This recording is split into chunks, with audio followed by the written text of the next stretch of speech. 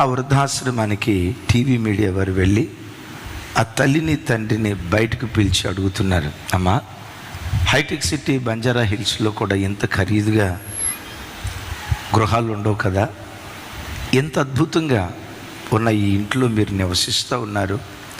At the same time ఇందులో ఉన్నవాళ్ళు బహు చక్కగా మిమ్మల్ని చూసుకుంటున్నారు కదా, మీ పిల్లలు ప్రతి నెల 50,000 60,000 ఇద్దరికి కలిపి పంపిస్తున్నారు కదా, ఇంత సుఖవంతమైన ఇంటిలో ఉంటున్న మిమ్మల్ని మేము ఇంటర్వ్యూ చేస్తున్నాం, ఇక్కడ ఉండటాన్ని బట్టి మీరు ఎంత సంతోషంగా ఉన్నారు, జీవితంలో ఇంకేం కావాలని మీరు కోరుకుంటున్నారు అని అడిగారు. అక్కడున్న వృద్ధ తల్లిదండ్రులు వాళ్ళు కన్నీళ్ళు విడుస్తూ చెప్పిన మాట ఏంటో తెలుసా? ఈ వృద్ధాప్యంలో మా కడుపును పుట్టిన కుమార్తెలతో కుమారులతో కలిసి మేము బ్రతికితే అంతకు మించిన సంతోషం మాకేముందయ్యా. ఈ ఏసీలు, ఈ కూలర్లు, ఈ ఫ్రిడ్జ్లు, ఈ సుఖవంతమైనటువంటి వస్తువులు మాకు సుఖాన్ని ఇస్తాయి అనే కంటే కూడా మా పిల్లలతో మేము బ్రతికితే అంతకు మించిన సంతోషం మా బ్రతుకుల్లో ఏముందయ్యా అని ఆ వృద్ధ తల్లిదండ్రులు చెప్తూ ఉంటే ఆ ఇంటర్వ్యూ చేస్తున్న యాంకర్ కన్నీళ్ళు పటపటమని రాలుస్తూ ఎంత సుఖవంతమైన వాతావరణం ఎక్కడున్నా నా పిల్లలతో బ్రతకాలి, ఇది తల్లి ఆశట, నా పిల్లలతో బ్రతకాలి, ఇది తండ్రి ఆశట.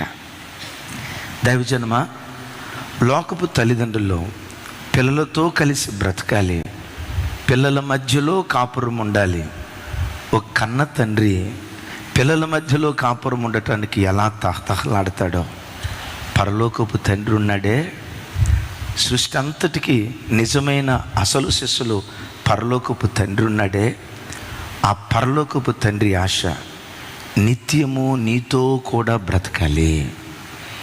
మన ఇంటిలో ఆయన ఒకరిగా ఉండాలి, మన ఇంట్లో 2 ఉంటే 3వనిగా, 3 ఉంటే 4వనిగా, 4 ఉంటే 5వనిగా, 6 ఉంటే 7వనిగా, లేదు నేను ఒక్కడినయ్యా అంటే నీ ఒంటరితనములో నీ జంటగా ఉండాలని, నీతో కలిసి కాపురం చేయాలని తహతహలాడే గొప్ప దేవుడు, నీవు ఆరాధించే దేవుడు.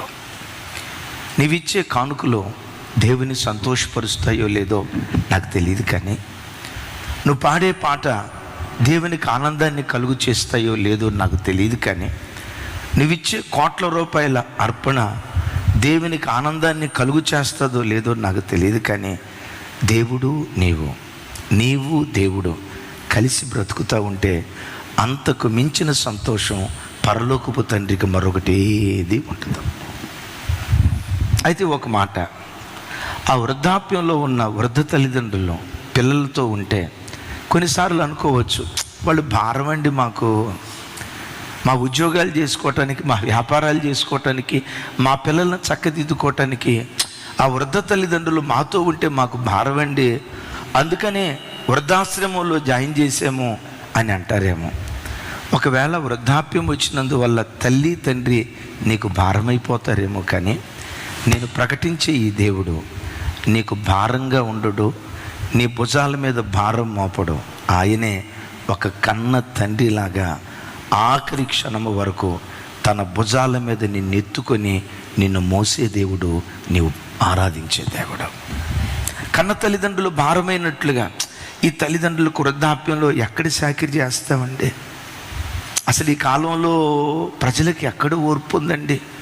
ఈ బిజీ షెడ్యూల్లో ఈ వృద్ధులను గమనించుకోవటం కాస్త కష్టం కదా. అయినా మేము అనాథలుగా విడిచిపెట్టట్లేదు కదా, కష్టార్జితంలో 40,000 రూపాయలు వాళ్ళకి కట్టి చూసుకోమని చెప్తున్నాం కదా. నిజమే, కన్న తల్లిదండ్రులు వృద్ధాప్యానికి వచ్చిన తర్వాత నీకు భారం అవుతారేమో, కానీ నీవు ఆరాధించే నీ యేసయ్య ఎవరో తెలుసా?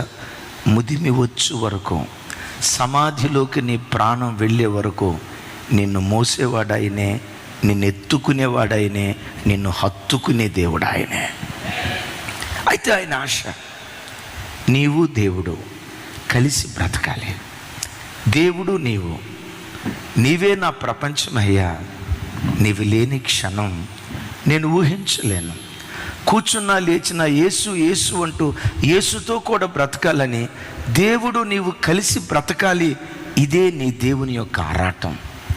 ఆయన నీతో ఉంటే, ఆయన నీ కుటుంబంలో ఉంటే, ఆయన మనలో ఒకనిగా ఉంటే ఎలాంటి కార్యాలు చేస్తాడు? ఆయన మనతో కూడా ఆఖరి క్షణం ఉండాలంటే మనం ఎలా బ్రతకాలి? రండి వాక్యం ధ్యానించుదాం. ఇర్మియా గ్రంథం 13వ అధ్యాయం 11వ వచనం ఒకసారి చూడండి. బహు విలువైన మాట. నాతో కలిసి చెప్పండి. నాకు కీర్తి, అందరూ నాకు కీర్తి స్తోత్ర మహిమలు కలుగుటకై వారు నాకు జనముగా ఉండునట్లు నేను ఇశ్రాయేలు వంశస్థులందరినీ, యోధా వంశస్థులందరినీ నరుని నడుముకు నడికట్టు అంటియున్న రీతిగా నన్ను అంటియుండజేసి తిని. ఒకసారి గట్టిగా చెప్పాలి ఆమేన్. దేవుడి స్థలంలో మాట్లాడుతూ అంటాడు ఇర్మియా ప్రవక్త ద్వారా, అటు ఇశ్రాయేలు వారితో కానీ, ఇటు యోధా జనంతో కానీ, ఇటు స్త్రీలతో కానీ, అటు పురుషులతో కానీ, ఆయా దేశాల నుంచి యేసయ్య రక్తంతో కడగబడిన వ్యక్తులందరితో దేవుడు మాట్లాడుతున్న మాట ఏంటో తెలుసా? నరుని నడుముకు నడికట్టు అంటి ఉన్న రీతిగా నేను నిన్ను అంటి ఉండాలని ఆశపడుతూ ఉన్నా. నా వైపు చూడు. నరుని నడుముకు నడికట్టు అంటి ఉన్న రీతిగా. నరుని నడుముకు నడికట్టు ఎలా అంటి ఉంటుంది చూడండి ఒకసారి. ఇజ్రాయిలీట్రా, ఆ రోజుల్లో అవిసెనారతో, నా వైపు చూడండి, నారతో నేయబడిన నడికట్టు ఉంటుంది. ఆ నడికట్టు మనుషుని ఎంత అంటుంటుంది అంటే చూడండి,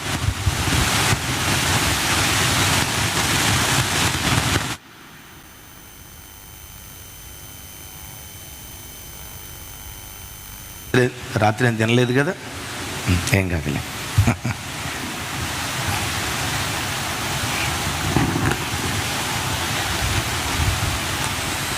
చూడు, నరుని నడుముకు నడికట్టు అంటి ఉంది.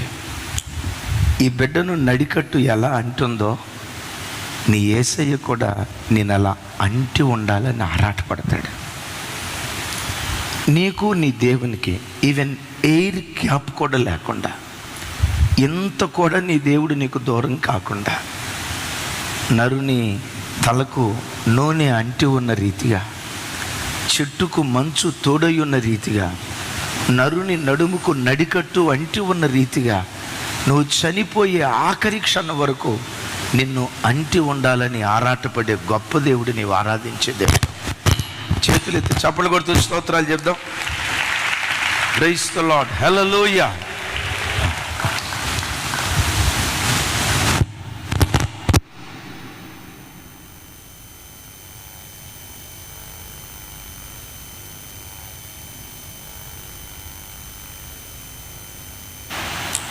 Praise the Lord, hallelujah.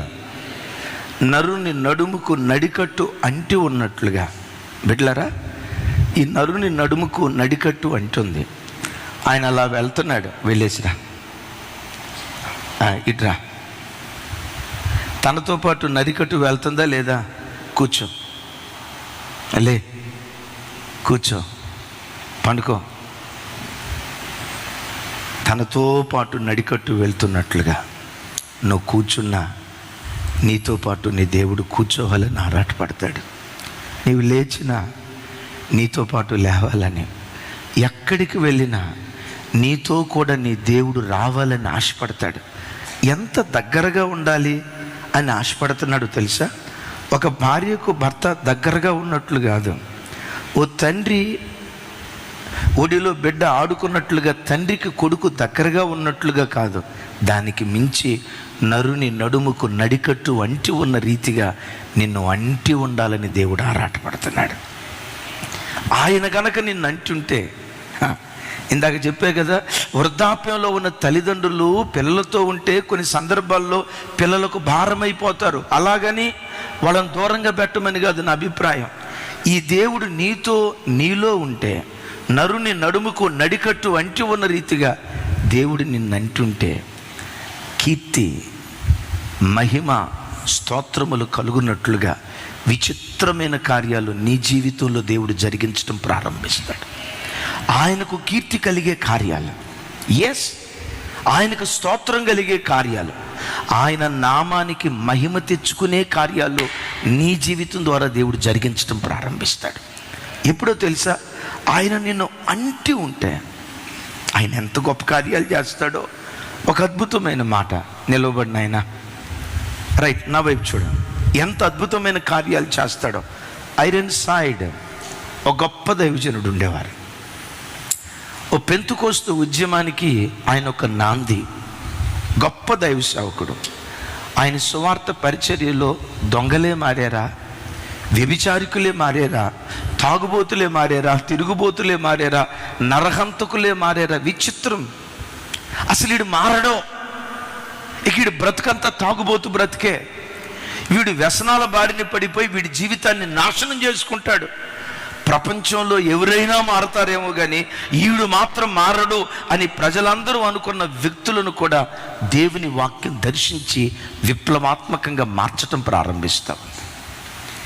Iron side అనే దైవ సేవకుని యేసుక్రీస్తును వ్యతిరేకించిన ఒక ఆయన, ఇదంతా ట్రాష్, దొంగోడుగానే ఉంటాడు, వ్యభిచారికుడుగానే ఉంటాడు, తాగుబోతుడుగానే ఉంటాడు, మారేమని సాక్ష్యాలు చెప్తున్నారు, ఇదంతా ట్రాష్ అని ముఖాముఖిగా ఐరన్ సైడ్ అనే దైవ సేవకుడిని వాదించాడట.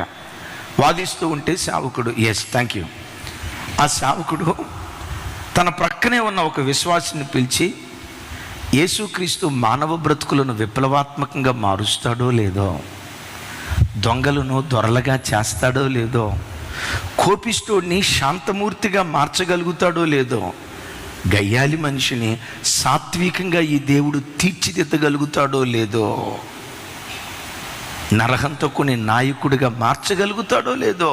అయ్యా, ఒక అద్భుతమైన సాక్ష్యం మీకు చూపిస్తానని తన సువార్త విని రక్షణ పొందిన ఒక యవన బిడ్డను తీసుకొచ్చాడట. రే, యేసు ప్రభు మానవ బ్రతుకులను మారుస్తాడో లేదో నీ సాక్ష్యం చెప్పు అంటే, ఆ యవనస్తుడు వచ్చి, సార్ నా సాక్ష్యం చెప్తా, నాతో పాటు రా. ఆపవయ్యా, యేసు ప్రభు మార్చడం, వాడు మారాలనుకుంటే మారుతాడు, అయినా ఎంతమంది మారకుండా జీవితం ఇలా లేదు, నా జీవితం చెప్తారు రండి సార్ అని ఆయన్ని తీసుకొని కొండల వైపు వెళ్తున్నాడట. చుట్టూతో పొదలు. వీడు ఎగతాళిగా అన్నాడంట, అవునులే మీ దేవుడు పొదల్లో ఉండే దేవుడు కదా, మీ దేవుని తల మీద మొండల కిరీటం ఉందిగా, అవునులే మీ దేవుడు పొదల్లో ఉన్న దేవుడు, పొదలో ఉన్న పోటీలని కూడా మీ పాస్టర్లు వాక్యం చెప్తారుగా, ఓహో ఈ పొదల్లో ఉన్నాడు అనుకుంటా ఎగతాళిగా అన్నాడు. ఆ పొదలు దాటిన తర్వాత కొండల దగ్గరికి తీసుకెళ్తుంటే, అవునులే మీ దేవుని సిలువ వేసింది ఎక్కడ, కొండ మీద, అందుకని కొండ మీదకి తీసుకెళ్తున్నావా. అప్పుడు ఈయన అన్నాడంట, నువ్వు టెన్షన్ పడద్దు సార్, నేను తీసుకెళ్ళి చూపిస్తాగా రండి అని కొండలు దాటి ఒక గుహ దగ్గరికి తీసుకెళ్ళాడట. ఎప్పుడైతే గుహ దగ్గరికి తీసుకెళ్తున్నారో మనోడు గుండె గుబులతో నిండుకుంది, ఏంటిడు గుహల్లోకి తీసుకెళ్తున్నాడని. ఆ గుహల్లోకి తీసుకెళ్తే విస్తారమైన చెట్లు, ఆ చెట్ల మీద మానవ శవాలు వేలాడుతున్నాయంట. దరిదాపుగా 119 మానవ శవాలు వేలాడుతున్నాయట. ఒంటి మీద మాంసం లేదు, అస్థి పంజరమే కనపడుతుందట. ఎప్పుడైతే గుహలో ఈ అస్థి పందిరాలు చూశాడో మనోడికి బీపీ 290కి పోయింది. ఏమి ఇక్కడికి తీసుకొచ్చావు, ఇవెందుకు చూపిస్తున్నావు. ఆ యవనస్తుడు అన్నాడంట, వీళ్ళందరినీ చంపింది నేనే. ఏమినా ఆయన, ఏమన్నావు, వీళ్ళందరినీ చంపింది నేనే, వీళ్ళ ఒంటి మీద మాంసం లేదు కదా, ఆ మాంసాన్ని పీక్కు తింది నేనే. ఒకప్పుడు నేను నరమాంస భక్షకుని యేసుక్రీస్తుని అంగీకరించక మునుపు మనుషులను చంపి మనుషుల రక్తాన్ని త్రాగి మనుషుల మాంసాన్ని తినే నరరూప రాక్షసుని. యేసుక్రీస్తు సువార్తే గనక నన్ను దర్శించకపోతే ఈ 119 శవాల మధ్యలో నువ్వు పెద్దగా చెప్పాలి, ఈ 119 శవాల్లో నువ్వు 120వ శవం అయ్యేవాడివి. ఇప్పుడు చెప్పు, యేసు ప్రభు మానవ హృదయాలు మారుస్తాడా లేదా? గడగడగడ వణుకుతా అన్నాడంట. యేసు ప్రభు ఎవరో నాకు తెలియదు కానీ నువ్వే నాకు యేసు ప్రభు అయ్యా అని అక్కడికక్కడే సాగిలిపడి, దైవజన్మ ఆ ప్రాంతాల్లో ఎంతోమంది నరరూప రాక్షసులను, మనుషులను చంపుకు తినే ఆ భయంకరమైన క్రూరమైన వ్యక్తులను దేవుని వాక్యం దర్శించిన తర్వాత వాళ్ళందరూ సాత్వికులుగా మారటం ఈ పెద్ద ఆయన చూసి ఆయన కూడా యేసుక్రీస్తును స్వరక్షకునిగా అంగీకరించాడట. ఇప్పుడు ఆ నరహంతకుల ద్వారా దేవునికి ఏం కలిగింది? కీర్తి. దేవునికి ఏం కలిగింది? స్తోత్రం. దేవునికి ఏం కలిగింది? మహిమ. ఏమని? ఈ దేవుడు దొంగలను దొరలుగా మార్చగలిగిన వాడు, ఈ దేవుడు వ్యభిచారులను పవిత్రులుగా మార్చగలిగిన దేవుడు, ఈ దేవుడు కోపిష్ఠుని శాంతమూర్తిగా మార్చగలిగిన వాడు, ఈ దేవుడు నరరూప రాక్షసులను, మనుషులను చంపుకు తినే ఘోరమైన వ్యక్తులను రాతి హృదయాలలో కూడా రాగాలు పుట్టించి రాతి హృదయాలను మాంసపు ముద్దలుగా మార్చగలిగిన దేవుడని వారి జీవితాల ద్వారా దేవునికి స్తోత్రం, మహిమ, కీర్తి కలిగింది. అద్భుతం తెలుసా? వృద్ధాప్యంలో ఉన్న తల్లిదండ్రులు నీతో ఉంటే నీకు భారమేమో, కానీ ఈ దేవుడు నీకు తోడుగా ఉంటే ఆయనకు కీర్తి, స్తోత్ర, మహిమలు కలిగేటట్లుగా తన విక్రమ క్రియలు నీ జీవితంలో దేవుడు జరిగించునుగాక.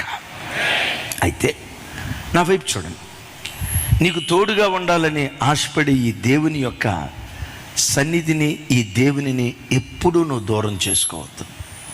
ఈయనెప్పుడు నీలో ఒకడిగా, నీతో ఒకడిగా ఆయన ఉండేటట్లుగా జాగ్రత్తగా దేవునిని, దేవుని తోడును, ఆయన సన్నిధిని బ్రతుకు కాలం అంతా కాపాడుకుందుముగాక. రైట్. ఇర్మియా ప్రవక్తతో దేవుడు ఏమంటారు? 3వ అధ్యాయం 1వ వచనం చూడండి. 13వ అధ్యాయం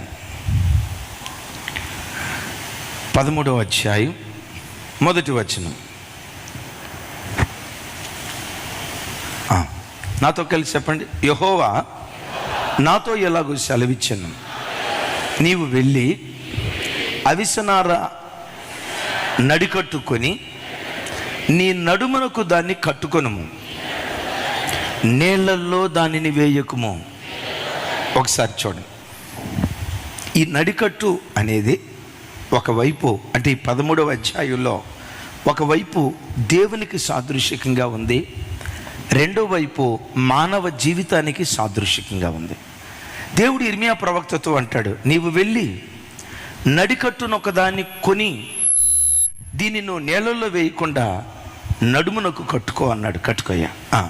ఎక్కడ కట్టుకోమన్నాడు? నువ్వు వెళ్ళి నడికట్టును ఒకదాన్ని కొని. దైవజన్మ ఒకసారి చూడండి, యేసయ్యను నువ్వు సంపాదించుకోవాలంటే క్రయం చెల్లించాలి. ఉచితంగా రాడు.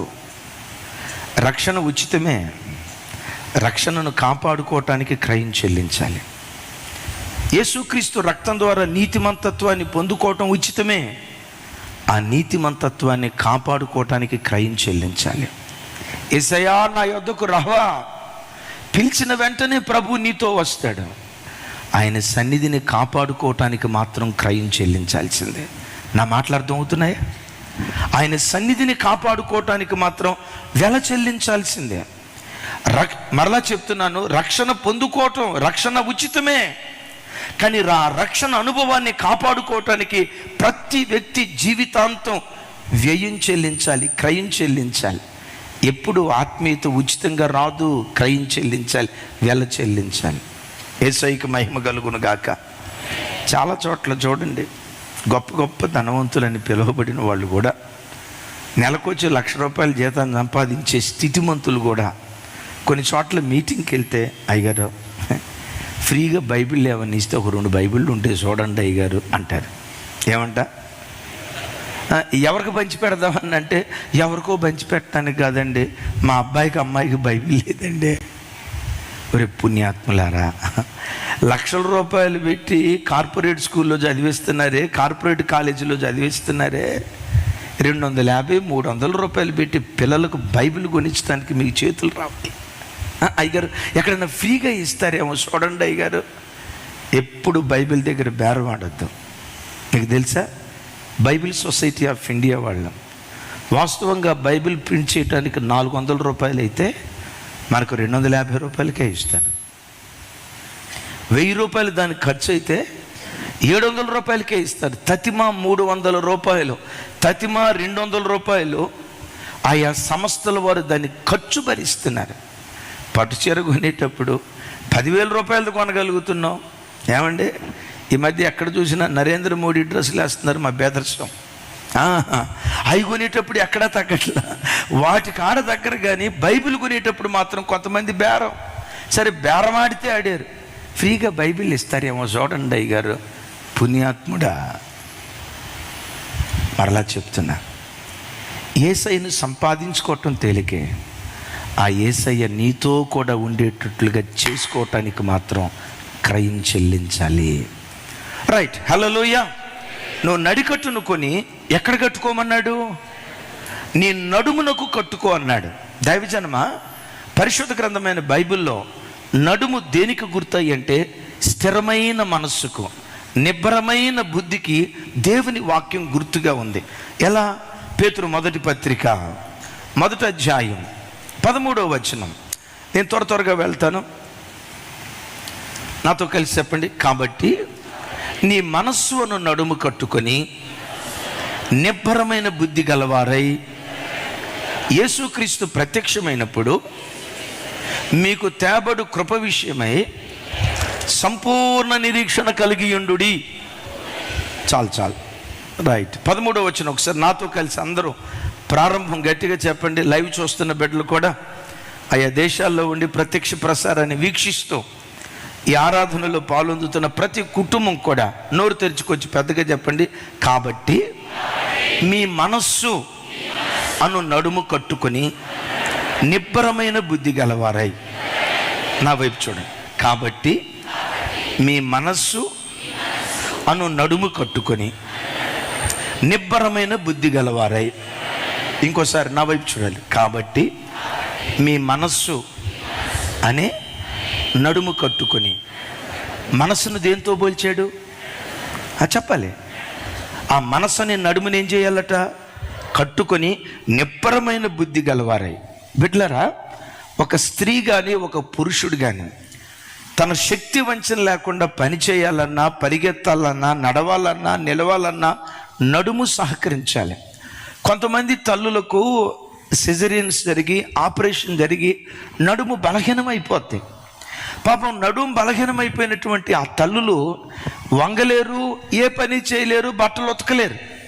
కారణం ఏంటంటే నడుము బలహీనమైపోయింది. నేనంట, ఒక వ్యక్తి పరిగెత్తాలంటే ఏది సహకరించాలి?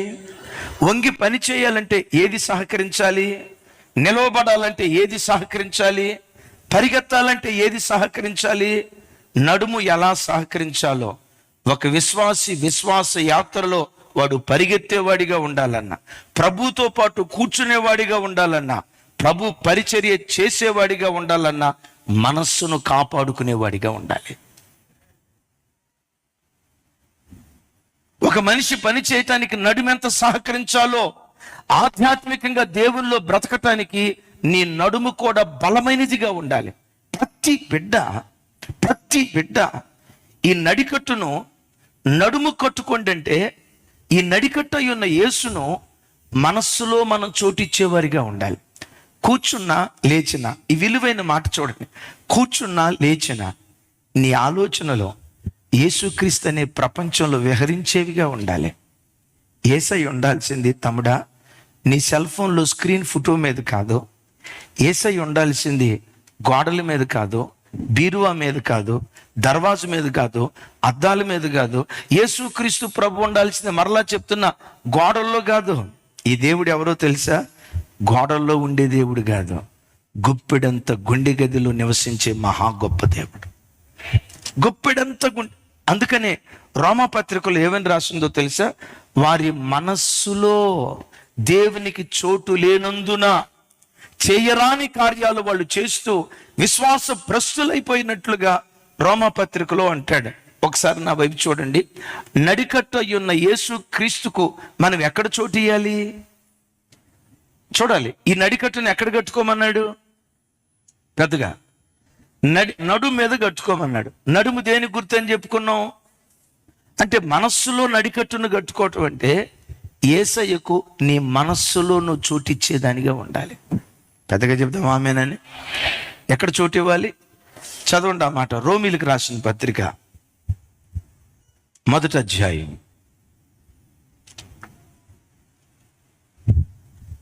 28వ వచనం. రోమీలకు రాసిన పత్రిక. నాతో కలిసి చెప్పండి. మరియు వారు తమ మనస్సులో దేవునికి చోటు ఇయ్యకపోయిరి. వారు తమ మనస్సులో దేవునికి చోటియ్యనొల్లకపోయిరి గనుక చేయరాని కార్యములు చేయుటకు దేవుడు భ్రష్ట మనస్సుకు వారిని అప్పగించెను. ఆ భ్రష్ట మనస్సు ఏంటో కింద రాస్తాడు. బిడ్డలారా, ఒకసారి మీరు చూడండి. చాలా చోట్ల మీరు అంటూ ఉంటారు, వింటూ ఉంటారు, అరే వాడు దేవుని దగ్గరికి వస్తాడు కదా, దేవుని మందిరానికి వస్తాడు కదా, అంత దుర్మార్గంగా ఎట్లా బ్రతికాడయ్యా? ఆ అమ్మాయి చర్చికి వస్తుంది కదా, చర్చికి వచ్చే అమ్మాయి ఇంత చెడ్డ పని, ఇంత దౌర్భాగ్య పని ఎలా చేసింది? ఎందుకు చేస్తారో తెలుసా? దేవుని దగ్గరకు వచ్చిన మాట వాస్తవమే, కానీ వారు అలాంటి కార్యాలు చేయటానికి కారణం ఏంటంటే మనస్సులో వారు దేవునికి చోటు ఇవ్వలేదట. ఎక్కడ? చెప్పాలి. ఎక్కడ? మీరు నేను దేవునికి ఎక్కడ చోటు ఇవ్వాలి? మనస్సులో చోటు ఇవ్వాలి. నీ మనస్సు నీ నడుము బలమైనదైతే, నీ మనస్సు నీ నడుము స్థిరమైనదైతే, నిన్ను ఆకర్షించేవి ఎన్ని నీ కళ్ళ ముందున్నా ఎంత కూడా చెక్కు చెదరకుండా నీ భక్తి నిత్యము నిలిచే సియోను కొండలాగా ప్రభు కొరకు నిలబడటం ప్రారంభిస్తుంది. ఎందుకు ఒక విశ్వాసి చిన్న చిన్న ప్రలోభాలకే లొంగిపోతారు? చిన్న చిన్న శోధనలకే ఎందుకు లొంగిపోయి భ్రష్టమైన కార్యక్రమాలు చేస్తారంటే వాళ్ళు ఎక్కడ చోటు ఇవ్వలేదట. పెద్దగా చెప్పండి. పెద్దగా మనం దేవునికి ఎక్కడ చోటు ఇవ్వాలి?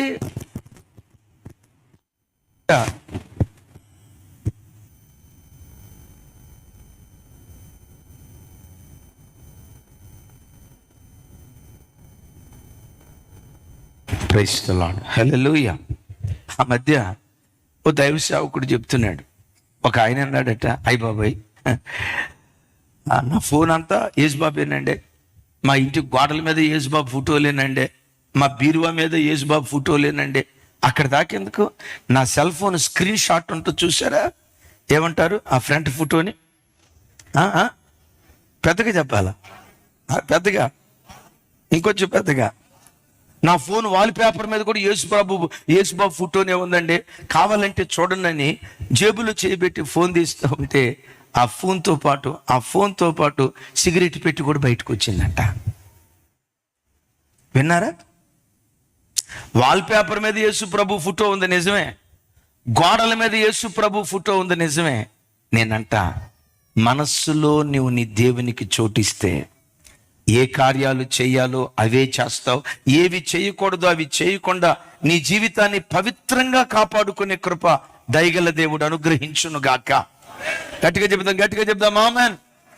దైవజనమా, స్థిరమైన బుద్ధి, నిబ్బరమైన బుద్ధి, నిలకడైన బుద్ధి, స్థిరమైన బుద్ధి నీలో ఉంటే నేను నా దేవుని కొరకు ఇలా బ్రతకాలి సార్, ఇలాగే బ్రతకాలి, చంచల మనస్కుడిగా నేను బ్రతకూడదు సార్, ద్విమనస్కుడిగా నేను బ్రతకూడదు సార్, ఓ నిలకడైన ఆధ్యాత్మిక జీవితం నా ప్రభు కొరకు చేయాలని ఒక స్థిరమైన బుద్ధితో దేవుని సన్నిధిలో నువ్వు బ్రతికితే, మోషేను గురించి వాక్యం అంటుంది, ఐగుప్తు రాజ్యంలో యువరాజుగా బ్రతికే ఆ మోషే తాను హెబ్రీయుడని తెలిసిన తర్వాత ఐగుప్తు సుఖభోగాలను, అల్పకాల పాపభోగాలను, ఫరో కుమారుని అనిపించుకోవటానికి ఇష్టపడక ఆ రాజభోగాలను విడిచిపెట్టాడు. విడిచిపెట్టినందువల్ల మోషే తల మీద ఏం కిరీటం పడలేదండి. కిరీటం పడకపోగా మెడ మీద కత్తిబడే ప్రమాదం వచ్చింది. మెడ మీద కత్తిబడే ప్రమాదం వచ్చినప్పుడు మిద్యాను అరణ్యానికి పారిపోయాడు. దేవుని కొరకు రాజరికాన్ని వదులుకున్నందుకు మోషేకు దొరికింది ఏంటో తెలుసా?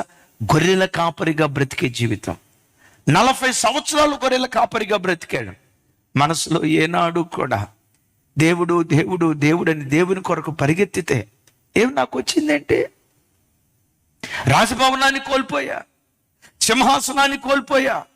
ఐగుప్తు దేశంలో గనక నేనుంటే సకల విధములైన సుఖభోగాలు నేను అనుభవించేవాడు. దేవుని నమ్ముకొని నా బ్రతికేమైపోయింది? అరణ్య పాలైపోయింది అని మోషే ఏనాడు అనుకోలేదు. ఎందుకో తెలుసా? మోషేను గూర్చి రాయబడిన మాట ఏలయనగా మోషే స్థిర బుద్ధి కలిగిన వాడై ప్రతిఫలముగా కలగబోవు బహుమానమందు దృష్టించాడు. పెద్దగా చెప్దాం ఆమేన్. ఏ బుద్ధి కలిగినోడు? కొంచెం గట్టిగా నేనంట. స్థిరమైన బుద్ధి మోషేకు ఉంది కాబట్టే చుట్టూతా పోరాటాలు, శ్రమలు, బ్రతుకు తలకిందులైపోయినా తన విశ్వాసాన్ని మోషే కోల్పోలేదు. Praise the Lord. అందుకనే ఆ నడికట్టు మోషేను ఎన్నడూ విడిచిపెట్టకుండా బైబిల్లో పదే పదే చూస్తాం కదా. మోషేకు తోడయ్యున్నట్లు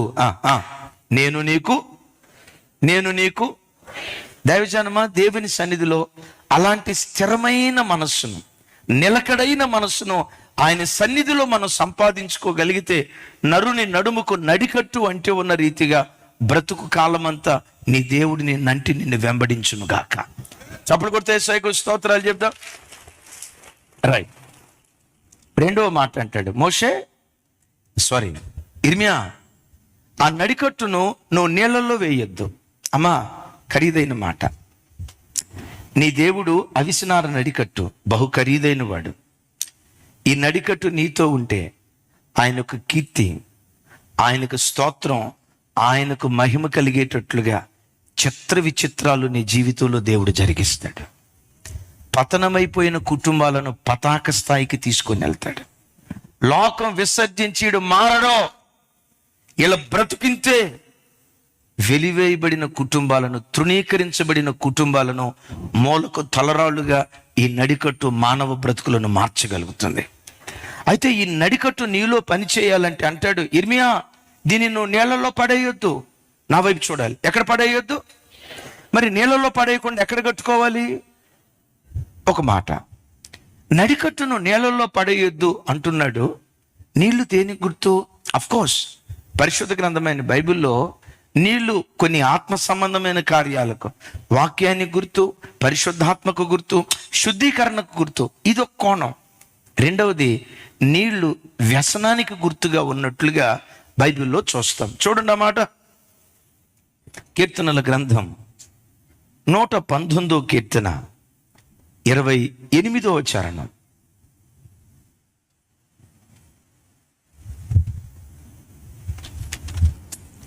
నాతో కలిసి చెప్పండి. వ్యసనము వలన నా ప్రాణము నీరైపోయెను, నీ వాక్యము చేత నన్ను స్థిరపరచుము.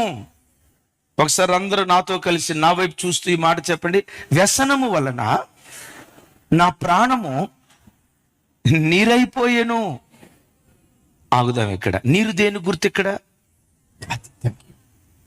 ఈ కోణంలో నీరు దేనికి గుర్తు అంటే వ్యసనానికి గుర్తు. దేవుడు అంటాడు ఇర్మియా, ఈ ప్రజలు విలువైన వాళ్ళు,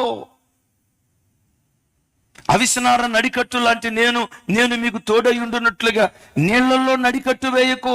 ఈ మాటకున్న అర్థం దేవుడు ప్రజలకు చెప్పకనే చెప్తున్నాడు. ఇజ్రాయేలు ప్రజలారా, నన్ను స్తుతించే యోధా ప్రజలారా, ఏ వ్యసనాలలో మీరు పడకండయ్యా. వ్యసనాల బారిన పడకుండా మీ జీవితాన్ని కాపాడుకోండి. ఒకవేళ ఏదైనా వ్యసనపు బారిన పడితే ఆ వ్యసనం ప్రాణం నీరైపోయేటట్టు చేస్తుంది. నీరైపోవటం అంటే కొన్ని సందర్భాల్లో తల్లిదండ్రులు పిల్లల విషయమై ఏడుస్తూ, వాడి మీద ఎన్ని ఆశలు పెట్టుకున్నానోనయ్యా, నా ఆశలన్నీ నా ఆశ అది థ్యాంక్ యూ, నా ఆశలన్నీ నీరు గారిపోయినాయి అయ్యా. ఈ కూతురి మీద ఎన్ని ఆశలు పెట్టుకున్నానో, నేను పెట్టుకున్న ఆశలన్నీ నీరు గారిపోయినాయి అయ్యా అని అంటారు. చూసారా దైవజనమా, వ్యసనం వ్యసనం నీ బ్రతుకును నీరైపోయేటట్టు చేస్తుంది. నీ మీద దేవునికి ఉన్న గొప్ప ప్రణాళికలు నీరైపోయేటట్టు చేస్తాయి. ఈ రోజు కానీ ఆ రోజుల్లో కానీ రకరకాల వ్యసనాలు మానవ జీవితాలను ఏలుబడి చేస్తూ ఉన్నాయి. కొందరు త్రాగుడుకు వ్యసనపరులు, ఇంకొందరు అక్రమ సంబంధాలకు వ్యసనపరులు, మరికొందరు గంజాయికి వ్యసనపరులు. రకరకాల వ్యసనాలు లోకంలో ఉన్నాయి. ఈ కాలంలో ప్రత్యేకంగా ప్రజలను ఏలుబడి చేస్తున్న భయంకరమైన వ్యసనం ఏదో తెలుసా? Cell phone. ఈరోజు ప్రభు అంటాడు, నాకు కీర్తి స్తోత్ర మహిమలు కలిగే కార్యాలు నీ జీవితంలో నేను చేయనట్లుగా. అయ్యా, సెల్ ఫోన్కి వ్యసనపరుడు కాకయ్యా, సోషల్ మీడియాకి వ్యసనపరుడు కాకయ్యా, యూట్యూబ్కి వ్యసనపరుడు కాకయ్యా, సెల్ ఫోన్లో ఆన్లైన్ గేమ్స్ ఆడుకోవటానికి వ్యసనపరుడు కాకయ్యా. ఒకరోజు తల్లి భార్య చెబుతుంది, తల్లి ఏడుస్తుంది, భార్య ఏడుస్తుంది. ఎందుకమ్మా ఏడుస్తున్నారు? నా కొడుకు, వాడికి 28 సంవత్సరాలు వచ్చినాయి, ఏ ఉద్యోగం చేయడన్నా. ఆ భార్య ఏడుస్తుంది, మా ఆయన అత్త కోడలు ఏడుస్తున్నారు. ఎందుకమ్మా, ఏమైపోయింది, ఎందుకు ఏడుస్తున్నారు? ఏ పని చేయడం. మరి ఏం చేస్తాడు? ఇంట్లోనే ఉంటాడు. ఎన్నింటికి పండుకుంటాడు? ఏడుస్తూ. మధ్యరాత్రి 2 అయిద్దయ్యా, 2:30 అయిద్దయ్యా. అమ్మ, 2:30 దాకా ఏమన్నా అమెరికా డ్యూటీ చేస్తున్నాడా? లేదయ్యా, 2:30 దాకా పబ్జి గేమ్ ఆడుకుంటాడయ్యా ఇంట్లో. 11ంటికి మేము పడుకుంటామయ్యా, 2:30, 3 దాకా పబ్జి గేమ్ ఆడుకుంటాడు. ఏ 11ంటికి లేస్తాడు మేము డ్యూటీకి వెళ్ళిన తర్వాత. మరలా ఒక ముద్ద భోజనం చేస్తాడు, మరలా ఫోన్ గేమ్. దైవజనమా, ఈరోజు మానవ జీవితంలో అనేక మంది రకరకాల వ్యసనాలకు బానిసలై ఆ వ్యసనాలు మానవ జీవితాలు నీరైపోయేటట్లు చేస్తాయి. నేనంట, నీ మీద దేవుని కొన్న గొప్ప ప్రణాళికలు నీరు గారిపోయేటట్లుగా చేసేది వ్యసనం. తమ్ముడు, ఒకసారి చూడు, ఏ వ్యసనంలోనైనా చిక్కుకున్నావా? ఏ వ్యసనమైనా నీ బ్రతుకును బందీ చేస్తుందా?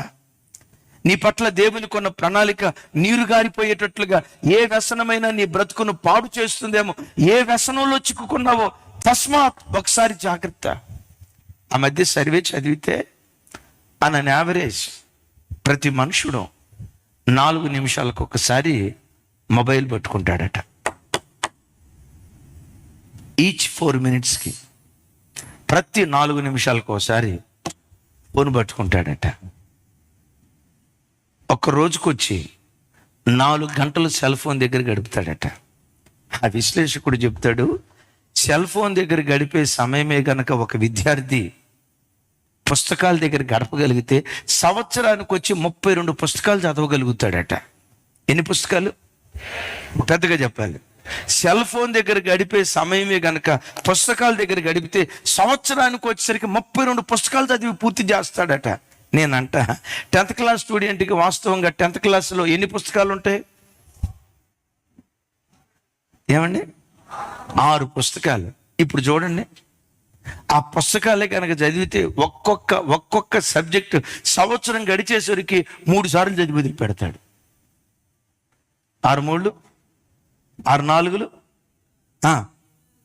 6 5 సంవత్సరానికి వచ్చి ఒక్క సబ్జెక్టు 5 సార్లు చదువుతాడు. దానికి వ్యసనపరుడు కాడు. దేనికి వ్యసనపరుడు అవుతాడు? దైవజనమా, వ్యసనం ఎంత భయంకరమైందో చెప్పంటారా? 3 విలువైన మాటలు చెప్తాను. రకరకాల వ్యసనాలు. ఒకడు స్త్రీకి వ్యసనపరుడు, మరొకడు ఫోర్నోగ్రఫీకి వ్యసనపరుడు, మరొకడు మద్యానికి వ్యసనపరుడు, మరొకడు డ్రగ్స్కి వ్యసనపరుడు, ఇంకొకడు సెల్ ఫోన్కి వ్యసనపరుడు. ఒక మాట, వ్యసనం అనేది ఎలా ఉంటుంది? అసలు వ్యసనం అని దేన్ని అంటారు? ఒక భక్తుడు అంటాడు, నిర్బంధంగా నిరంతరం ఒక వస్తువు మీద కానీ, ఒక వ్యక్తి మీద కానీ, ఒక పదార్థం మీద కానీ ఒక వ్యక్తి ఆధారపడితే వాడు దానికి వ్యసనపరుడు అని అంటారు. వ్యసనపరుడు అని ఎవరిని అంటారు? నిర్బంధంగా, అంటే వద్దు వద్దు వద్దు అంటూనే దాని దగ్గరికి వెళ్తాడు. నిర్బంధంగా నిరంతరం ఒక వస్తువు మీద కానీ, ఒక వ్యక్తి మీద కానీ, ఒక పదార్థం మీద కానీ ఒక వ్యక్తి ఆధారపడితే వాడు దానికి వ్యసనపరుడు. బాధాకరం. వ్యసనం ఎలాంటిదో తెలుసా? దాన్ని అనుభవించే కొద్దీ కోరికను పెంచుతుంది, తృప్తిని తగ్గిస్తుంది. అగైన్, కోరికను పెంచుతుంది, తృప్తిని తగ్గిస్తుంది. తృప్తిని తగ్గిస్తుంది, కోరిక యొక్క స్థాయిని పెంచుతుంది. ఎలాగో చెప్పమంటారా? అతడు స్మోకింగ్ జస్ట్ స్టార్ట్ చేశాడు. మొదట్లో రోజుకొచ్చి ఒక సిగరెట్ జరిగితే అది చాలు, ఇట్స్ ఎనఫ్. మొదట్లో రోజుకొచ్చి ఒక సిగరెట్, వారం గడిచిన తర్వాత 2 అవుతాయి. 2 తాగితే కానీ వాడికి తృప్తి తీరుతుంది. ఇంకొక నెల అయిన తర్వాత 4 తాగితే కానీ, సంవత్సరం అయిన తర్వాత ఒక పెట్టి తాగితే కానీ, ఇంకో 2 సంవత్సరాలు అయిన తర్వాత 2-3 పెట్టెలు తాగితే కానీ, ఇంకొక 4-5 సంవత్సరాలు అయిన తర్వాత చైన్ స్మోకర్, ఇంకో 2-3 సంవత్సరాల తర్వాత తాగటానికి ఆడే ఉండడం.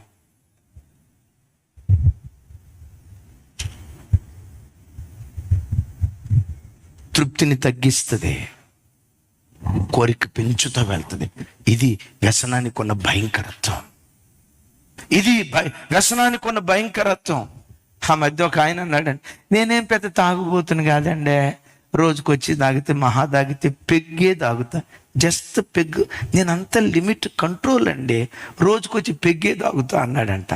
స్టార్టింగ్ పెగ్గే, ఆ పెగ్గు తర్వాత మగ్గు అయిపోద్ది, ఆ మగ్గు ఆ చివరికి వచ్చేసరికి వాడిని బొగ్గుని చేస్తుంది. ఇది వ్యసనానికి ఉండే భయంకరత్వం. రెండవది, వ్యసనానికి ఉండే అలవాటు ఏంటో తెలుసా? వద్దు అనుకుంటాడు, మరలా చేయాలి. కుక్క తన వాంతికి తిరిగినట్లుగా చాలాసార్లు మీరు కూడా చూడండి. సెల్ ఫోన్కి వ్యసన పరులో కాదో మీకు ఒకసారి ఆలోచించండి. చాలాసార్లు వద్దు, ఈ ఫోన్ వద్దు, అస్సలు ఈ రోజు ముట్టుకోవద్దు, యేసు నామంలో ఆమేన్.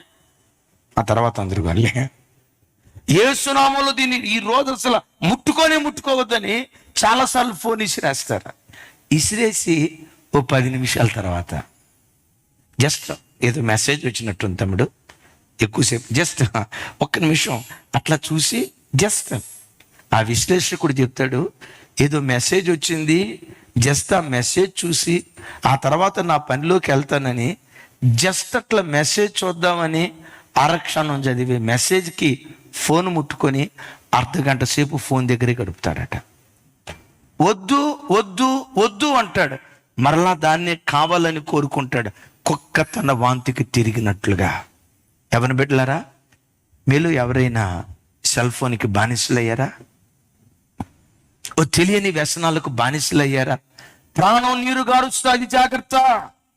నీ మీద దేవుడు పెట్టుకున్న ఆశలన్నీ బుగ్గిపాలయ్యేటట్లు చేస్తుంది, జాగ్రత్త. లోకంలో ఏ వ్యసనానికైనా బానిస అయితే నరుని నడుముకు నడికట్టు అంటి ఉన్న రీతిగా నీకు తోడై ఉండాలని ఆశపడిన దేవుడు తెలియకుండా నీకు దూరం అయిపోతాడు. వ్యసనానికి ఉండే 3వ గుణం ఏంటో తెలుసా? వ్యసనానికి బానిసైన ప్రతి వ్యక్తి నోట వచ్చే పదే వచ్చే మాట ఏంటో తెలుసా? నేను చచ్చిపోతే బాగుండు, వద్దు నాకు ఈ జీవితం, వద్దు నాకు ఈ బ్రతుకు, నేను చస్తే బాగుండని వ్యసనానికి బానిసైన ప్రతి వ్యక్తి. పరిశుద్ధ గ్రంథమైన బైబిల్లో అలాంటి వ్యసన పరులు ఎవరైనా ఉన్నారా? అనేకులు ఉన్నారు. బైబిల్లో ఉన్నారు, లోకంలో ఉన్నారు. వారిలో ఒక ఆయన ఎవరో తెలుసా? సంసోనుతో దేవుడు అంటాడు, ఎస్, మానవ భాషలో ఇప్పుడు మనం వాడుకుంటున్న వాక్యపు వెలుగులో చూస్తే నరుని నడుముకు నడికట్టు అంటి ఉన్న రీతిగా సంసోనుకు దేవుడు అంటి ఉన్నాడు. తల వెంట్రుకలతో దేవుడు అంటి ఉన్నాడు. అద్భుతం తెలుసా? ఒక్క గాడిద ఎముకతో 1000 మంది ఫిలిష్తీయులను హతమార్చాడు. సింహబలుడు, 1000 ఏనుగులను మించిన బలం కలిగిన వాడు సంసోను. కానీ ఆయనకున్న బలహీనత ఏంటో తెలుసా? స్త్రీ బలహీనత ఆయనకుంది. మానవ భాషలో చెప్పాలంటే స్త్రీలోలుడు. ఆ ఒక్క బలహీనత బలాఢ్యుని బలహీనుడిగా మార్చి గుడ్డివాడిగా చేసి చివరికి నేను చస్తే బాగుండని కోరుకొని ఆత్మహత్య చేసుకుని చావగోరి ప్రాణము విసిగి అనే మాట మనం చూస్తా ఉన్నాం. ఆ వ్యసనం బలవన్న మరణానికి సంసోను గురయ్యేటట్లుగా చేసింది. అయిలారా, ఇక్కడ ఒక మాట చెప్తాను, విలువైన మాట గుండెల్లో రాసుకొని. పరిశుద్ధ గ్రంథమైన బైబిల్ స్త్రీలు పురుషులతో స్నేహం చేయటం కానీ, స్త్రీలు పురుషులతో స్నేహం చేయటం కానీ దేవుని వాక్యం ఒప్పుకోదు. పురుషులు పురుషులతోనే స్నేహం చేయాలి, స్త్రీలు స్త్రీలతోనే స్నేహం చేయాలి. సంసోన్లో ఉన్న విచిత్రం ఏంటో తెలుసా? ఎక్కడికి వెళ్ళినా మన బెదరు ఆడవాళ్ళతో మాట్లాడినట్టు ఉంది కానీ మగవాళ్ళతో మాట్లాడినట్టు లేదు. ఇది ఒక కృప ఆయనకి. చర్చిలో కూడా కొంతమంది చూడండి, చర్చికి వచ్చే కొంతమంది ఆడపిల్లలు ఎక్కడ మగపిల్లలు ఉన్నారని మగపిల్లల చుట్టూతో తిరుగుతారు. కొన్ని చోట్ల చర్చికి వచ్చే మగపిల్లలు కొంతమంది ఎక్కడ ఆడపిల్లలు దొరుకుతారో వాళ్ళతో మాట్లాడదామని వాళ్ళతో తిరుగుతూ ఉంటారు. ఓ భక్తుడు ఇలా అంటాడు, ఈ రెండు ఎప్పటికీ దూరంగానే ఉండాలి, జాగ్రత్తగా ఉండాలి. ఆ దైవజనుడు చెప్పే మాట ఏంటో తెలుసా?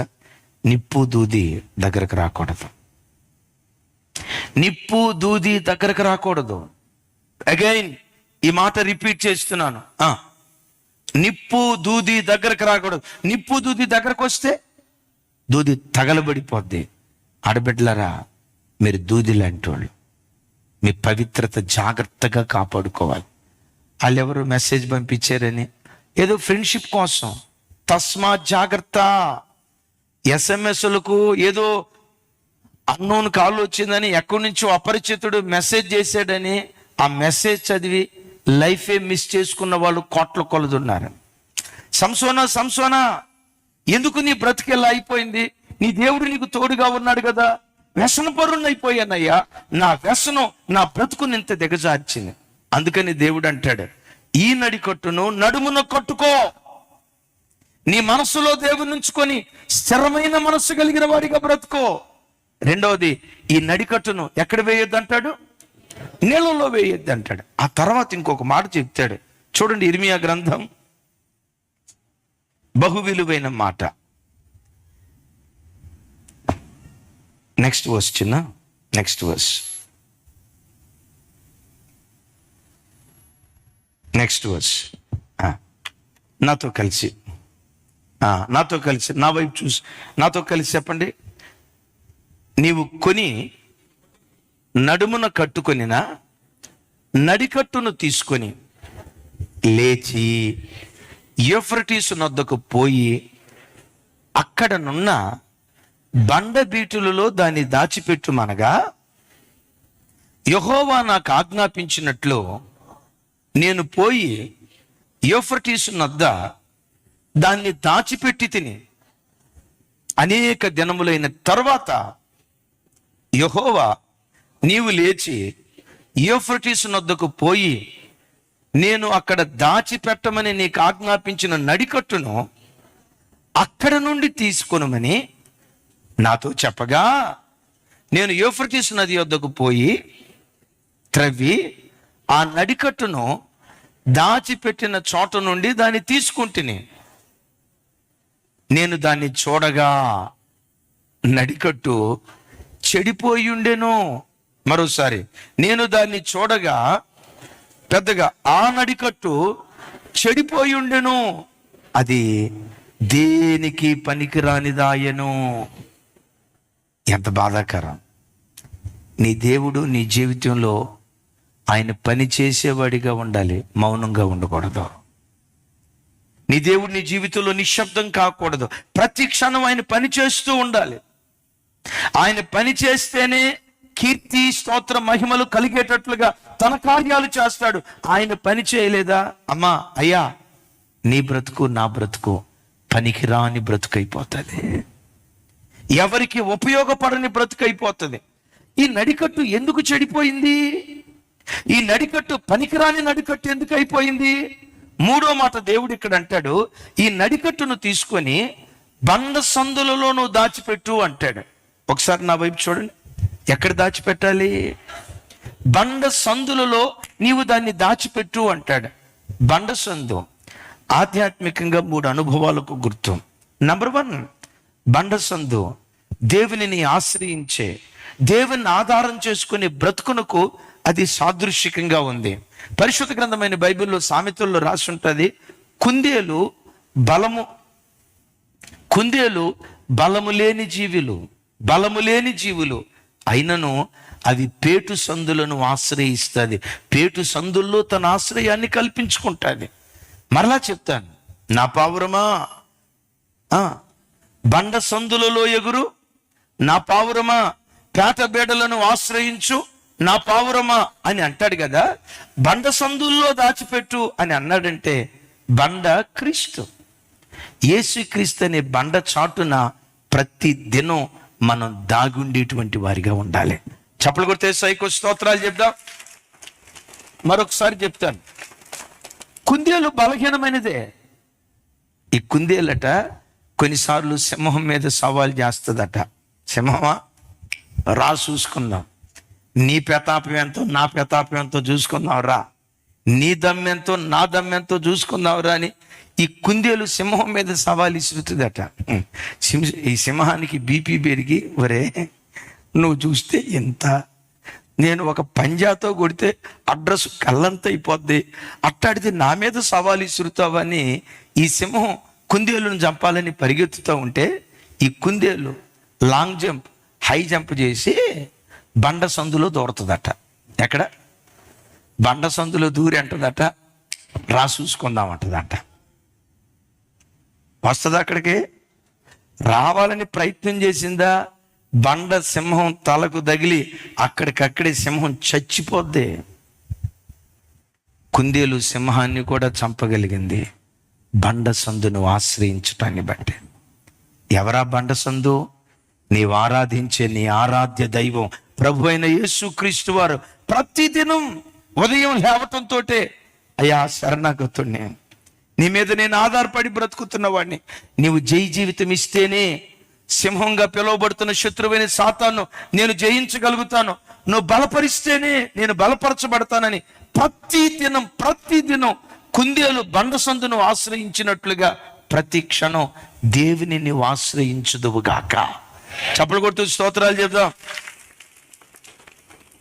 కీర్తనలో రాసి ఉంటుంది, గుర్రముల బలమయందు యెహోవా ఆనందించువాడు కాదు, రథముల బలమయందు యెహోవా ఆనందించువాడు కాదు, నరుల కాలి సత్తువ యందు యెహోవా ఆనందించువాడు కాదు. ఆయన యందు భయభక్తులు కలిగి ఆయన కృప కొరకు కనిపెట్టుకుని వారి యందు ఆయన ఆనందించే దేవుడై ఉన్నాడు. ఈ మాటకున్న అర్థం, అయ్యా నా కాలి సత్తువతో నేను విజయాన్ని పొందలేనయ్యా, నాకున్న ఆస్తిపాస్తులతో, నాకున్న తెలివితేటలతో ఈ పోరాట భూమిలో నేను విజయాన్ని పొందలేనయ్యా, నరుని నడుముకు నడికట్టు వంటి ఉన్న రీతిగా నన్ను అంటున్నావు కదా, నువ్వు గెలిపిస్తే నేను గెలుస్తానయ్యని ప్రతి దినం దేవుని మీద నువ్వు ఆధారపడి బ్రతికితే ఆ బలహీనుణ్ణి బలపరిచి బలమైన కార్యాలు దేవుడు చేయటం ప్రారంభిస్తాడు. పెద్దగా చెప్తాం గట్టిగా ఆమెన్, కొంచెం గట్టిగా ఆమెన్, గట్టిగా చెప్తాం ఆమెన్. పౌలు బలహీనుడు, బక్క చిక్కినవాడు, ఏ మంచి దేహదారుఢ్యం కలిగిన వాడేం కాదు. ఇప్పుడు ఇశ్రాయేలు అన్న చూస్తే చక్కగా మంచి ఎత్తున్నాడు, మంచి రూపురేఖలు ఉన్నాయి. అయితే అపోస్తుడైన పౌలు ఈ పర్సనాలిటీతో ఉన్నవాడు కాదట. 4.5 అడుగులు ఎత్తు, విచిత్రం, 4.5 అడుగులు ఎత్తు, బక్క చిక్కని శరీరం, దొడ్డి కాళ్ళు, బట్ట తల, చూస్తే బహు బలహీనుడిగా బహు వికృతంగా కనపడేవాట.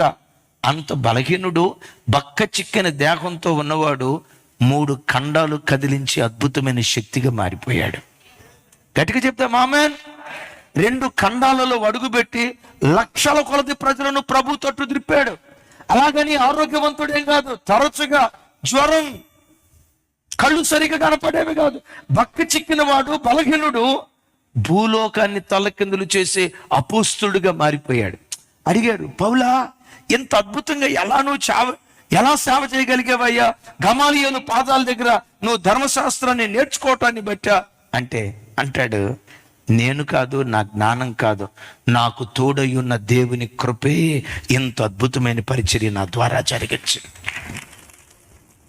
ప్రయాసపడినది నేను కాదు, నాకు తోడయ్యున్న నరుని నడుముకు నడికట్టు వంటి ఉన్న రీతిగా నా దేవుడు ప్రతి క్షణం నన్ను అంటి ఉన్నాడు. నా దేవుడు ఎప్పుడు నాకు దూరం కాల, నా దేవుని సన్నిధి నేను ఎప్పుడు పోగొట్టుకోలేదు. నాలో ఉన్న దేవుడే, నాతో ఉన్న దేవుడే నా ద్వారా ఈ విక్రమ క్రియలు జరిగించాడు. పౌలుకు తోడై ఉన్న దేవుడే నీకు తోడయుండునుగాక. పౌలుకు తోడై ఉన్న దేవుడే నీ పిల్లలకు తోడయ్యుండును గాక. పౌలుకు తోడై ఉన్న దేవుడే ఈ పరిచర్యలో ఉన్న ప్రతి దైవదాసులకు ఆ దేవుడు తోడయ్యుండును గాక. ఆయన తోడయ్యుంటే కీర్తి, స్తోత్ర, మహిమలు కలిగే కార్యాలు మన జీవితాల్లో దేవుడు జరిగించడం ప్రారంభిస్తాడు. రెండవది, బండసందు దేనికి గుర్తో తెలుసా?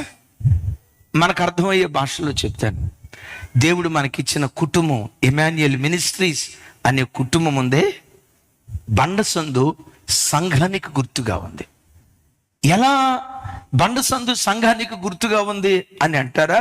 చూడండి, బండ క్రీస్తు.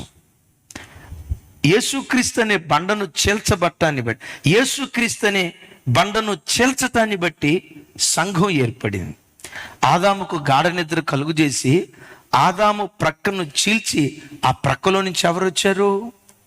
మొదటి ఆదాము ప్రక్కను చేల్చటం ద్వారా అవ్వొచ్చినట్లుగా కడపటి ఆదాముగా పిలువబడుతున్న యేసుక్రీస్తు వారి శరీరాన్ని చేల్చటాన్ని బట్టి, యేసుక్రీస్తు వారి శరీరాన్ని చేల్చటాన్ని బట్టి సంఘం అనేటువంటి కన్యక ఏర్పడింది. పెద్దగా చెప్దాం ఆమేన్. బిడ్డలారా, ఎప్పుడు సంఘం, ప్రార్థన, సహవాసం, సంఘం, ప్రార్థన, సహవాసం, సంఘం, సహవాసం, ప్రార్థన, పరిశుద్ధుల సహవాసం, దైవ సేవకులతో సహవాసం, దేవుని సన్నిధికి వెళ్ళాలి, దేవుని మందిరానికి వెళ్ళాలని ప్రతి బిడ్డ తన బ్రతుకులో పదే పదే దేవుని సన్నిధిని, దేవుని మందిరాన్ని ఆశ్రయించేవాడిగా ఉండాలి. యేసయ్యకు మహిమ కలుగును గాక. అమ్మ, నా వైపు చూడండి. ఏదో ఆదివారం ఒక రోజు వచ్చి మరలా వచ్చి ఆదివారం కలుసుకుందాంలే అన్నట్లుగా మీరు ఉండొద్దయ్యా, అట్లా ఉండొద్దమ్మా. పదే పదే ఎందుకు మనం దేవుని సన్నిధికి రావాలో తెలుసా? ఈ మాట గుండెల్లో రాసుకోండి. లోకంలో ఎక్కడికి వెళ్ళినా అపవిత్రతను రేకెత్తించే స్థలాలు, అపవిత్రతను పెంచి పోషించే స్థలాలు. ఇక్కడ పవిత్రంగా బ్రతకాలనుకుంటాం. కాలేజీకి వెళ్ళిన తర్వాత కంటికి ముగ్ధ మనోహరమైన కొన్ని దృశ్యాలు కనపడతాయి, నిన్ను ఆకర్షిస్తాయి. బస్ స్టాండ్ నీకు శోధనా స్థలం, రైల్వే స్టేషన్ నీకు శోధనా స్థలం, నీ ఉద్యోగం నీకు శోధనా స్థలం, నువ్వు వ్యాపారం చేసే ప్రాంతం నీకు శోధనా స్థలం. లోకంలో ఎక్కడికి వెళ్ళిన ప్రతి స్థలం నీకు శోధనా స్థలం.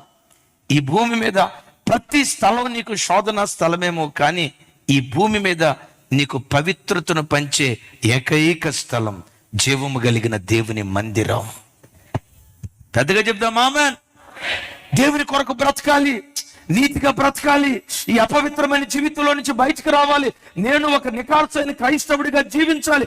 వద్దు ఈ పాపపు బ్రతుకని దేవుని పట్ల ఆశను నీ గుండెల్లో పుట్టించేది, పవిత్రంగా బ్రతకాలనే ఆరాటం నీ హృదయంలో పుట్టించేది జీవము కలిగిన దేవుని మందిరం. పెద్దగా చెప్దాం ఆమేనని, పెద్దగా చెప్దాం ఆమేనని.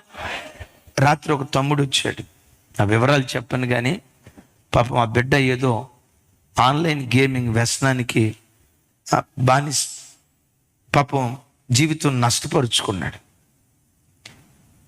నేను శుద్ధీకరణ కోవటం, పగటిపూట రాత్రిపూట ప్రార్థనలో ఉన్న తర్వాత సుమారుగా 20 సంవత్సరాల వయసు కలిగిన బిడ్డ నాతో మాట్లాడటానికి వచ్చి ఏడుస్తా అన్నాడు. ఏమన్నాడో తెలుసా? అయ్యారు, నాకు చర్చిలోనే ఉండిపోవాలని అనిపిస్తుంది అయ్యారు, దేవుని ఇంట్లోనే ఉండాలనిపిస్తుంది అయ్యారు. ఎందుకు తమ్ముడు అన్నా? గతంలో ఎప్పుడు నేను ఏడవలా, ఈ పాపపు జీవితం నాకొద్దు అని అనుకోలా, ఈ బెట్టింగ్ వ్యసనం నాకొద్దు అని అనుకోలా, ఈ తప్పుడు త్రావులు నాకొద్దు అని అనుకోలా.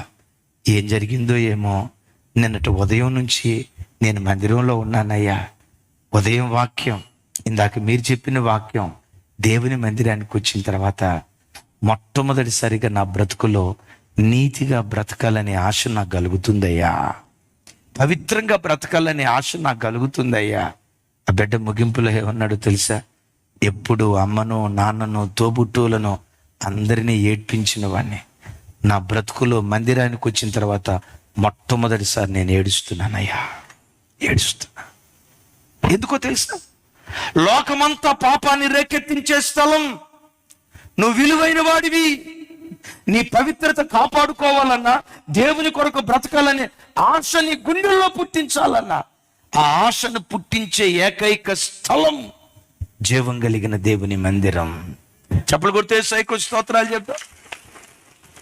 ఆఖరి మాట, ఈ నడికట్టును తీసుకుని వెళ్ళి బండ సందులో దాచిపెట్టు అన్నాడు. బ్రద్దలైన బండ సందు దేనికి గుర్తో తెలుసా? విజ్ఞాపనాత్మకం.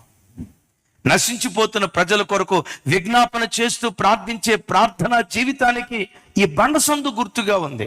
ఎక్కడ రాసింది? యెహెజ్కేలు గ్రంథం చూడండి. యెహెజ్కేలు గ్రంథం 22వ అధ్యాయం 30వ వచనం.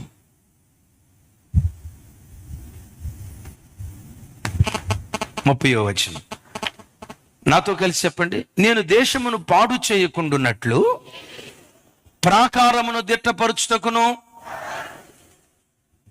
బ్రద్దలైన బండ సందులలో నిలుచుటకు తగిన వాడెవడని నేను ఎంత విచారించినను ఒకడైనను నాకు కనబడలేదు. ఎక్కడ నిలవబడేవాడు కనపడలేదట? బ్రద్దలైన బండ సందులలో నిలవబడి సంఘాలు బ్రద్దలైపోతున్నాయి, చీలిపోతున్నాయి, కుటుంబాలు చీలిపోతున్నాయి, సంసారాలు చీలిపోతున్నాయి, భార్యాభర్తలు చీలిపోతున్నారు, తండ్రి కొడుకులు చీలిపోతున్నారు, దేశాలు చీలిపోతున్నాయి. ఎక్కడ చూసినా చీలిపోతున్న వ్యవస్థ, దేశాలు పాడైపోతున్నాయి. ఇలాంటి దినాల్లో దేవుడు ఎవరి కొరకు ఎదురు చూస్తున్నాడు తెలుసా? బ్రద్దలైన బండ సందులలో నిలవబడి విజ్ఞాపన చేసేవాడు ఎవడైనా కలడేమోనని దేవుడు వెతుకుతూ ఉన్నాడు. తమ్ముడు, చెల్లి, ఆ నడికట్టును బ్రద్దలైన బండ సందుల్లో నువ్వు దాచిపెట్టు అని అంటే ఈ మాటకున్న అర్థం ఏంటో తెలుసా? ప్రతి బిడ్డ బ్రద్దలైపోతున్న కుటుంబాల కొరకు విజ్ఞాపన చేసే విజ్ఞాపన వీరులు సంఘాలలో నుంచి లేవాలి. ప్రార్థించే ప్రార్థనా పరులు సంఘాల్లో నుంచి లేవాలి. సంఘాలు చీలిపోకుండా, దేశం మీదకి దేవుని ఉగ్రత రాకుండా, కుటుంబాల మీదకి దేవుని ఉగ్రత రాకుండా, దేవుని సన్నిధిలో మోకాళ్ళుని విజ్ఞాపన చేసే విజ్ఞాపన పరులు సంఘాల్లో నుంచి లేస్తే ఆ ఒక్క విజ్ఞాపన పరుని బట్టి దేశాన్ని దేవుడు కాపాడతాడట. ఒకసారి గట్టిగా చెప్పండి. ఎంతమందిని బట్టి? ఒక్కడు నాకు కనపడితే ఆ ఒక్కడిని బట్టి దేశాన్ని నేను కాపాడుతాను అంటాడు. దైవజనమా, నీ దేవుడు నరుని నడుముకు నడికట్టు అంటి ఉన్న రీతిగా ప్రతి క్షణం నీ దేవుడు నీకు తోడుగా ఉండాలంటే విజ్ఞాపన పరుడుగా బ్రతుకు, ప్రార్థనా పరురాలిగా బ్రతుకు. నేను ఎరిగిన ఒక తల్లి ఉంది. అయ్యా, దేవుడు నాకు ఇచ్చిన కృప, ఆ తల్లి చెప్తూ రోజుకొచ్చి కనీసం 5 గంటలు ప్రార్థనలు గడుపుతానయ్యా. ఈ 5 గంటలు ప్రార్థన గడిపే దాంట్లో 3 గంటలు ఖచ్చితంగా పంక్చువాలిటీగా నేను ప్రార్థన చేస్తానయ్యా. తతిమ అనుకూలమైన సమయంలో మోకరించి ప్రార్థన చేస్తా. అమ్మ, 3 గంటలు ఖచ్చితంగా కొన్ని విషయాల కొరకు ప్రత్యేకంగా ప్రార్థన చేస్తాను అంటున్నావు కదా, దేని కొరకు ప్రార్థన చేస్తావమ్మా? ఆ తల్లి చెప్తూ ఉదయం లేవటంతో దేవుడు నాకు ఇచ్చిన సంఘం కొరకు 1 గంట సేపు తప్పకుండా ప్రార్థన చేస్తానయ్యా. నా సంఘం కొరకు, దేవుడు నాకు ఇచ్చిన కుటుంబం కొరకు 1 గంట ప్రార్థన చేస్తా. మధ్యాహ్నం 12 గంటల నుంచి 1 గంట వరకు నశించిపోతున్న ఆత్మల కొరకు ప్రార్థన చేస్తా. సాయంకాలం 6 గంటల నుంచి 7 గంటల వరకు నేను పుట్టి పెరిగిన నా గ్రామం కొరకు, నేను ఎరిగిన నా రక్త సంబంధికుల కొరకు ఒక్కొక్కరి పేర్లు పేపర్ మీద రాసుకుని వాళ్ళ పేర్లు ముందు పెట్టుకుని, దేవా, మా గ్రామంలో సుబ్బారావు ఉన్నాడు, రక్షణ లేదు, రక్షించవా. అప్పారావు ఉన్నాడు, రక్షణ లేదు, రక్షించవా. రాజు నా మేనల్లుడు, వాడు త్రాగుబోతయ్యాడట, రక్షించవా. ఒక్కొక్కరి పేర్లు, గ్రామంలో బంధువులు ఎంతమంది పేర్లు ఉన్నాయో వాళ్ళందరి పేర్లు పట్టికలు రాసుకొని సాయంకాలం 6 గంటల నుంచి 7 గంటల వరకు ప్రార్థనలు గడిపిద్దట. ప్రొద్దున్నే లేవటంతో 1 గంట నా సంఘం కొరకు, నా కుటుంబం కొరకు ప్రార్థన చేస్తా. మధ్యాహ్నం 12 గంటల నుంచి 1 గంట వరకు నశించిపోతున్న ప్రజల కొరకు ప్రార్థన చేస్తా. సాయంకాలం 6 గంటల నుంచి 7 గంటల వరకు నా రక్త సంబంధికుల కొరకు ప్రార్థన చేస్తా. చెల్లి, నా వైపు చూడు. ఇలాంటి ప్రార్థన జీవితం నీకుందా? ఇలాంటి ప్రార్థనా పర్రాలుగా నువ్వు బ్రతకగలుగుతున్నావా? ఇలాంటి ప్రార్థన మనసు కలిగి దేవుని సన్నిధిలో మనం బ్రతకగలుగుతున్నామా? ఒకసారి ఆలోచించు. నరుని నడుముకు నడికట్టు అంటి ఉన్న రీతిగా ప్రతి క్షణం దేవుడు మనలను అంటి ఉండునట్లుగా విజ్ఞాపన పరులుగా మనం బ్రతుకుదాం గాక. జరిగింది ఏంటంటే, బండ సందులో దాచిపెట్టమంటే మరి ఏం జరిగిందో తెలియదు. మరలా దాన్ని తిరిగి తీసుకురా అంటే అక్కడికి వెళ్ళేసరికి ఆ నడికట్టు మీద మట్టి పడిపోయిందట. మట్టి తీసి అని లేదు, మట్టిని త్రవ్వి అంటే ఆ నడికట్టు మీద ఏం పడిపోయింది? మట్టి పడిపోయింది. మట్టి పడిపోవటాన్ని బట్టి ఈ నడికట్టు దేనికి పనికి రాకుండా అయిపోయిందట. బిడ్లరా, మట్టి లోకం, నేత్రాశ, శరీరాశ, జీవపు డంబం అనే మట్టి నీ మీద పడకుండా తస్మా జాగ్రత్తగా కాపాడుకో. ఈ నడికట్టు విలువైంది. కీర్తి, స్తోత్ర, మహిమలు కలిగేటట్లుగా అద్భుతాలు చేయగలిగింది. తన మహిమ కొరకు నిన్ను నిలవబెట్టగలిగింది. ఈ నడికట్టు నీ జీవితంలో ఆ కార్యాలు చేయునట్లుగా లోకమనే మట్టి నీ మీద పడకుండా నడికట్టును జాగ్రత్తగా కాపాడుకుందువు గాక. బాధాకరం. ఇప్పుడు ఈ నడికట్టు ఏమైపోయిందట? అక్కడ ఒక మాట రాసి ఉంటుంది, దేనికి? దేవుడు ఇశ్రాయేలు ప్రజల మధ్యలోనే ఉన్నాడు. ఇర్మియా ప్రవక్త ఏడుస్తూ అంటాడు. చూడండి ఆ మాట, ఇది చదువుకొని ప్రార్థన చేసుకుందాం. 14వ అధ్యాయం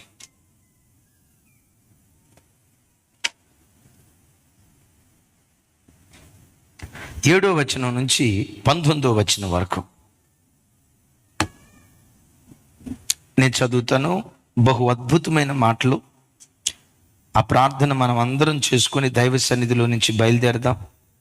అందరూ ఒకసారి మీ బైబిల్ తెరిచి చూడండి. యెహోవా, మా తిరుగుబాటులు అనేకం, నీకు విరోధముగా మేము పాపం చేసితిమి. మా దోషములు మా మీద నేరారోపణ చేయుచున్నవి. నీ నామమును బట్టి నీవే కార్యము జరిగించుము. ఇశ్రాయేలునకు ఆశ్రయుడా, కష్టకాలమున వారికి రక్షకుడా, మా దేశములో నీవేళ పరదేశి వలె ఉన్నావు. ఏళ రాత్రి వేళను బస చేయుటకు గుడారము వేయు ప్రయాణస్తుని వలె ఉన్నావు. భ్రమసి ఉన్నవాని వలెను, రక్షింపలేని శూరుని వలెను నీవేళ ఉన్నావు. యెహోవా, నీవు మా మధ్యనున్నావే. మేము నీ పేరు పెట్టబడిన వారిని, మమ్మను చేయి విడవకు. చప్పలు కొడుతూ దేవునికి స్తోత్రాలు చెప్పా. ఒక్క నిమిషం ఈ మాట చెప్పి నేను ముగిస్తా. దేవుడు వారి మధ్యలో ఉన్నాడు. ఎలా ఉన్నాడట? రక్షింపలేని శూరునిగా. శూరుడే, కానీ ఎలాంటి శూరుడు? పెన్నే రాగిపోతే దాంతో ఇంకో ఉపయోగం ఏముందండి? సెల్ ఫోనే, ఇది సిగ్నల్ అందుకోకపోతే పని చేయకపోతే ఇంక దేనికండి? ఇది మైకే మాట్లాడటానికి ఉపయోగపడకపోతే ఇంకెందుకు అది? ఆయన శూరుడే. ఏ శూరుడు? రక్షింపగలిగే శూరుడు. రక్షింపగలిగే శూరుడు ఎలా ఉన్నాడట? ఎందుకు? వారి పాపాన్ని బట్టి అంటాడు, అయ్యా ఎంతైనా నీ పేరు పెట్టబడిన వారిం కదయ్యా, మమ్మను చేయి విడిచిపెట్టకయ్యా. మరలా మా బ్రతుకులు రక్షకుడిగా ప్రత్యక్షమై మా నడుమును వంటి నీకు కీర్తి, స్తోత్ర, మహిమలు కలుగునట్లుగా మా జీవితాల్లో కార్యం చేయ్యా అని ఇర్మియా ప్రవక్త బ్రతిమలాడుకుంటున్నాడు. అమ్మా, అయ్యా, ఒక్కసారి నా వైపు చూసి మాట విను. నీ దేవుడు నీతో ఉన్నట్లుగా నీకు అనిపిస్తుందా? దేవుని కోల్పోయినట్లుగా నీకు అనిపిస్తుందా? దేవుని సన్నిధి మన కుటుంబంలో ఉన్నట్లుగా అనిపిస్తుందా? ఎక్కడో దేవుని సన్నిధి నీకు దూరం అయిపోయినట్లుగా నీకు అనిపిస్తుందేమో. అడుగొక్క మాట, నా దోషాన్ని క్షమించి నాకు దూరమైన తండ్రి మరలా నా దగ్గరికి రాయ్యా. నా కుటుంబానికి దూరం అయిపోయిన దేవా మరలా నా యొద్దకు రాయ్యా. మీరు నేను కలిసి ఆఖరి క్షణం వరకు కలిసి ఉండే కృప నాకు దయచేయ్యా. నరుని నడుముకు నడికట్టు అంటి ఉన్న రీతిగా నాకు తోడుగా ఉండయ్యా. కోరుకుందాం. అట్టి కృప దయగల దేవుడు మనందరికీ దయచేయును గాక.